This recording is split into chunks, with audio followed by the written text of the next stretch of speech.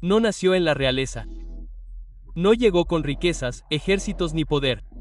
Solo fue una huérfana criada en el exilio. Una muchacha extranjera que vivía bajo el gobierno del imperio más poderoso del mundo. Sin embargo, no fue elegida por casualidad ni solo por su belleza. Fue colocada por un propósito divino, oculta tras los muros del palacio para un momento como este, pero mientras los reyes bebían en copas de oro y los nobles conspiraban en secreto, se estaba gestando una batalla silenciosa, una que no se libraría con espadas ni carros, sino con ayuno, fe y la valentía de hablar cuando el silencio podía significar la muerte. Su nombre era Esther. Y esta no es solo la historia de una reina. Es la historia de cómo Dios salvó a un pueblo a través del más improbable de los héroes. En los días del rey Jerjes, que gobernaba 127 provincias desde la India hasta Etiopía, su poder se extendía por todo el mundo conocido. Desde su trono en Susa, reinaba con autoridad absoluta.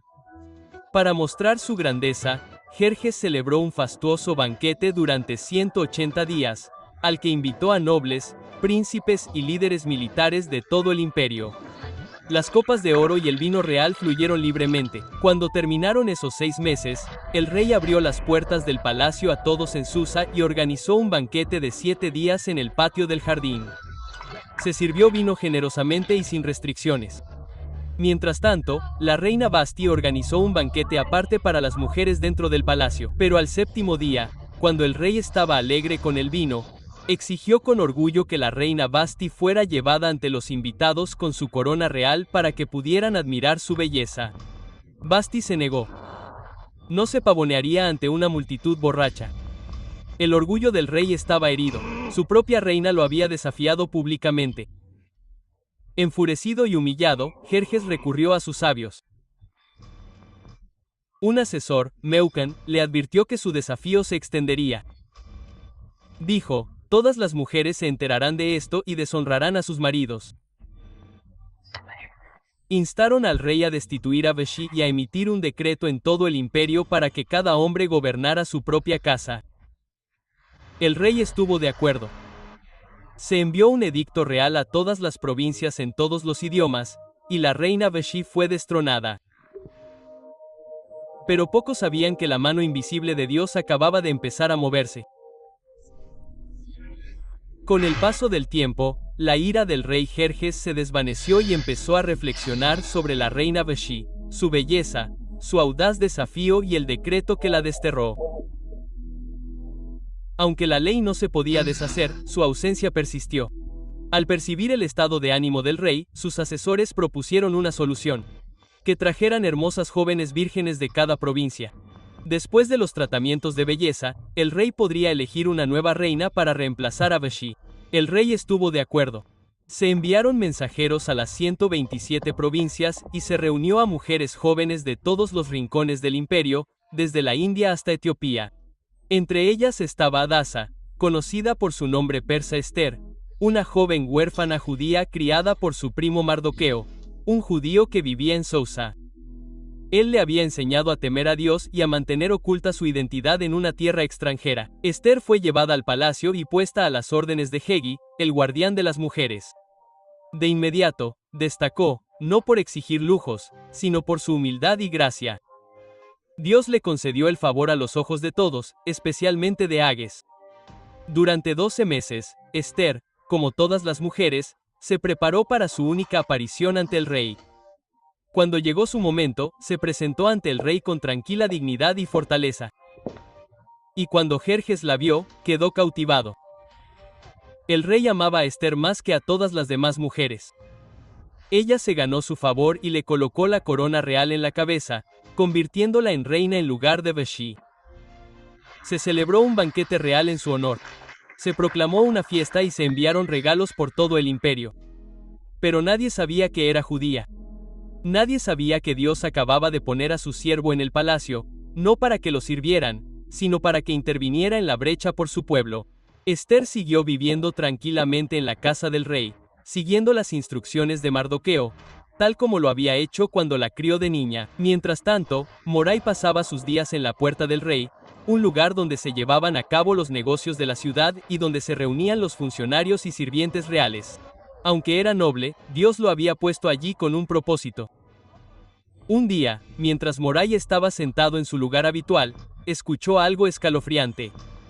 Dos de los siervos del rey, Bigdan y Teres, que custodiaban la entrada del palacio, hablaban en voz baja y enfadada. Sus voces eran bajas pero llenas de resentimiento. Conspiraban para asesinar al rey Jerjes. Lo que pretendían era traición, el asesinato del hombre más poderoso del mundo. Moray no dudó.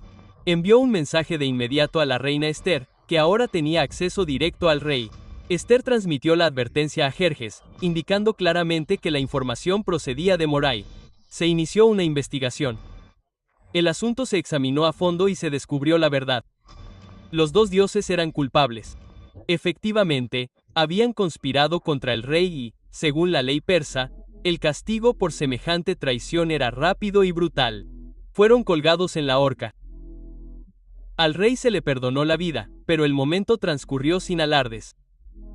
El papel de Moray en la exposición del complot quedó registrado en el libro de las crónicas, un registro real de acontecimientos importantes que se conservaba en presencia del rey.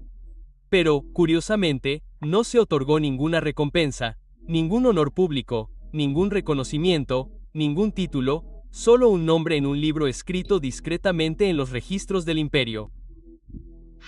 Por cierto, si alguno de estos videos te parece interesante o agradable, considera suscribirte. Lleva mucho tiempo hacer estos videos y realmente ayuda. Después de un tiempo, el rey Jerjes ascendió a Mon el Agita al rango más alto entre sus funcionarios. A todos se les ordenó inclinarse ante él, pero Moray se negó. Día tras día, Mon veía su rebeldía y ardía de ira. Cuando se enteró de que Moray era judío, el odio de Mon se hizo más profundo. No solo quería castigar a Moray. Quería destruir a todos los judíos del imperio. Mon echó suertes, Purim, para elegir el día. Luego se acercó al rey con palabras engañosas. Hay cierto pueblo disperso por tus provincias. Viven de forma diferente y no siguen tus leyes. No te interesa tolerarlos. El rey aceptó y le dio a Mon su anillo con el sello. Se envió un decreto real a las 127 provincias. El día 13 del mes 12, todos los judíos, jóvenes y viejos, debían ser asesinados. Mientras los correos difundían el mensaje, Susa se sumió en la confusión. Estalló el luto entre los judíos. Cuando Mori se enteró del decreto, rasgó sus ropas, se vistió de saco y ceniza, y lloró amargamente en las calles de Sousa. En todo el imperio, los judíos ayunaron, se lamentaron y clamaron porque su destrucción había sido sellada. Cuando Esther se enteró de que Moray estaba de luto, le envió un mensajero para averiguar el motivo. Por medio del mensajero, Mordei la instó a que se presentara ante el rey y suplicara por su pueblo. Pero Esther tuvo miedo. Respondió: Nadie puede acercarse al rey sin ser llamado. La pena es la muerte a menos que extienda el cetro de oro, y a mí no me han llamado en 30 días. La respuesta de Moray al mensajero fue audaz. No creas que escaparás en el palacio. Si permaneces en silencio, la liberación llegará de otro lugar, pero tú y tu familia perecerán. Y quién sabe, tal vez te nombraron reina para un momento como este. El miedo de Esther dio paso a la fe. Respondió: Ve y reúne a todos los judíos en Susa. Ayunad por mí durante 3 días. Iré al rey, aunque me cueste la vida. Si perezco, perezco.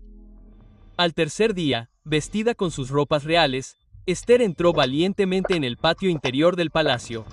El rey la vio allí de pie y extendió hacia ella el cetro de oro. Con alivio y esperanza, Esther tocó la punta del cetro. Entonces el rey preguntó calurosamente: ¿Cuál es tu petición, reina Esther? Hasta la mitad del reino te será concedida. Esther respondió: Si le place al rey, ven a un banquete que he preparado para ti en Mon. El rey sonrió, intrigado por su invitación, y aceptó de inmediato. Y tanto él como Mon asistieron al banquete de Esther. Sin embargo, durante la comida, Esther no habló de su petición. En cambio, observó al rey de cerca, buscando con la mirada el momento adecuado. Antes de que terminara la comida, Esther extendió otra invitación. Por favor, vuelve mañana y entonces te compartiré mi verdadera petición. El interés del rey se profundizó y la curiosidad de Mon creció, ansiosa e insegura a la vez por saber cuál podría ser la súplica de Esther. Esa noche, el rey Jerjes permaneció despierto, inquieto y preocupado. Nada podía calmar su mente, ni el vino real ni las comodidades de su palacio. Desesperado por distraerse, ordenó a sus sirvientes que trajeran el libro de las crónicas, el registro oficial de los acontecimientos del reino. Leyendo los escribas, el rey reparó en una entrada olvidada. El nombre de Moray. El registro contaba cómo Mordecai había descubierto un complot contra la vida del rey, un acto de lealtad que había salvado a Jerjes de ser asesinado. Pero a pesar de la gravedad de este hecho, Moray nunca había sido recompensado.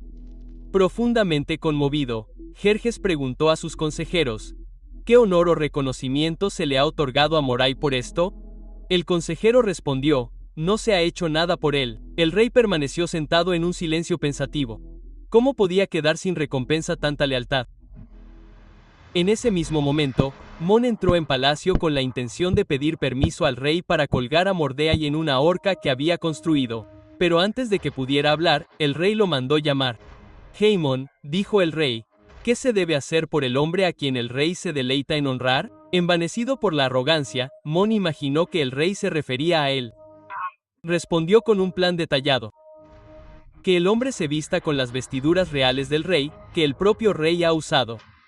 Que se le coloque una corona real en la cabeza y que sea conducido en el propio caballo del rey por las calles de la ciudad. Un oficial noble debe cabalgar delante de él, proclamando, esto es lo que se hace por el hombre a quien el rey se deleita en honrar. El rey sonrió y dijo, ve de inmediato. Haz todo lo que has sugerido para Moray, el judío, que se sienta a la puerta del rey. No descuides nada. El rostro de Mon palideció y su corazón latía con fuerza de pavor. Se vio obligado a cumplir con el honor que había planeado para sí mismo, pero en cambio se lo concedieron a su enemigo. Humillado y amargado, Mon condujo a Mordecai por las calles de la ciudad, proclamando su honor tal como lo había descrito. Cuando regresó a casa, su espíritu estaba destrozado. Les contó a su esposa y amigos todo lo que había sucedido, su ira y humillación eran evidentes. Le advirtieron, si Mori es de origen judío, no te enfrentarás a él. Seguramente acabarás en la ruina. Y así, el plan de Mon para destruir a los judíos se oscureció. Pero su orgullo ya había sido herido por el inesperado favor del rey hacia Moray. En el segundo banquete que Esther había preparado, el rey y Mon volvieron a sentarse junto a la reina. El rey Jerjes la miró fijamente y preguntó una vez más, ¿cuál es tu petición, reina Esther? Habla, porque tu deseo se concederá, incluso a la mitad del reino. Con valentía y convicción, Esther habló en su corazón. Si he hallado gracia ante tus ojos, oh rey, y si te place, concédeme la vida. Esta es mi petición, y perdona a mi pueblo. Esta es mi petición. La expresión del rey cambió, un destello de sorpresa cruzó su rostro. Esther continuó. Porque hemos sido vendidos, angustiados, yo y mi pueblo, para ser destruidos, asesinados y aniquilados si solo nos hubieran vendido como esclavos y sirvientes. Habría guardado silencio, porque ninguna angustia así justificaría molestar al rey.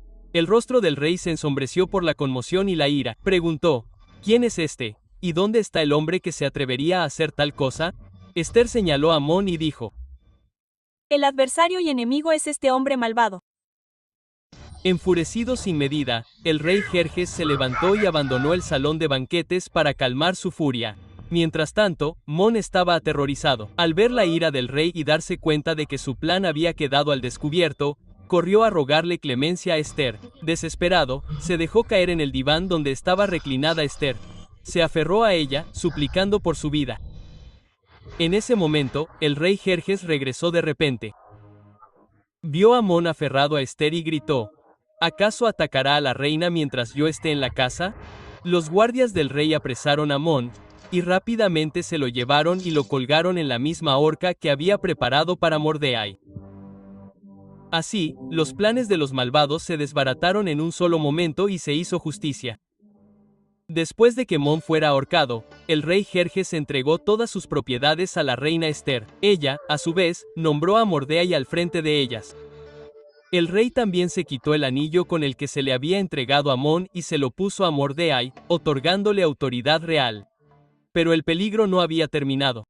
Aunque Mon estaba muerto, su decreto seguía siendo ley. En Persia, un edicto real sellado con el anillo del rey no podía ser revocado, ni siquiera por el propio rey. El día de la destrucción contra los judíos aún se avecinaba en el calendario, el día 13 del mes 12. Así que Esther se dirigió una vez más al rey. Esta vez no por su vida, sino por la vida de su pueblo. ¿Cómo puedo soportar ver caer el desastre sobre mi pueblo?, suplicó. El rey Jerjes concedió permiso para un nuevo decreto que se escribiría, uno que contrarrestaría el primero. Mori convocó rápidamente a los escribas reales y escribió en nombre del rey. Los judíos de cada ciudad tienen derecho a reunirse y defenderse. Pueden destruir a cualquiera que los ataque y tomar los bienes de sus enemigos si es necesario. Este decreto se envió rápidamente a las 127 provincias en todos los idiomas, sellado con el anillo del rey. A medida que se difundía, la esperanza reavivó. Donde había habido luto, ahora había luz y alegría. En el día señalado, los judíos se unieron en todo el imperio. Con la protección real y un nuevo coraje, se levantaron y derrotaron a sus enemigos. En Susa, 800 atacantes fueron derrotados, incluidos los 10 hijos de Mon, hombres notorios que habían apoyado los malvados planes de su padre, que luego fueron ahorcados a petición de Esther. Esther también pidió un día más de defensa en Susa, y el rey se lo concedió. En todo el imperio, 75.000 enemigos fueron derrotados. Una vez más, los judíos no se llevaron ningún botín. Su lucha era por la supervivencia, no por ganancia. No fue un día de avaricia. Fue un día de justicia. Cuando terminó la batalla, el pueblo descansó. Y lo que comenzó como un día de pavor se convirtió en un día de victoria y celebración. Para recordar su liberación, los judíos establecieron una celebración anual llamada Purim, llamada así por las suertes que había echado Mon para planear su destrucción. Ahora era un símbolo del cambio de rumbo de Dios. Cada año, el 14 y 15 de Adar, festejaban, se regocijaban, se enviaban regalos unos a otros y daban generosamente a los pobres. Un día que antes estaba marcado para la muerte, se convirtió en un día de vida. Morai fue honrado en todo el imperio, vestido de azul real y blanco, solo superado por el rey Jerjes. Pero no fue su poder lo que lo hizo grande. Fue su corazón. Buscó el bien de su pueblo y habló de paz y verdad a todos. Y aunque el nombre de Dios nunca se menciona en todo el libro de Esther, sus huellas están en todas partes. En cada giro, cada riesgo, cada rescate. Lo que estaba destinado a la destrucción, Dios lo usó para la salvación. La historia Esther nos recuerda que, incluso cuando Dios parece estar en silencio, nunca está ausente. Incluso cuando las probabilidades están en nuestra contra, Él ya está obrando. Quizás tú también estés donde estás para un momento como este. No por accidente, no de forma invisible, sino elegido, posicionado y llamado. Porque el Dios que revirtió el destino de una nación sigue escribiendo historias de redención hoy, y la tuya podría ser la próxima. Si aún no te has suscrito, no olvides hacerlo. Realmente nos ayuda a seguir ofreciéndote videos increíbles como este.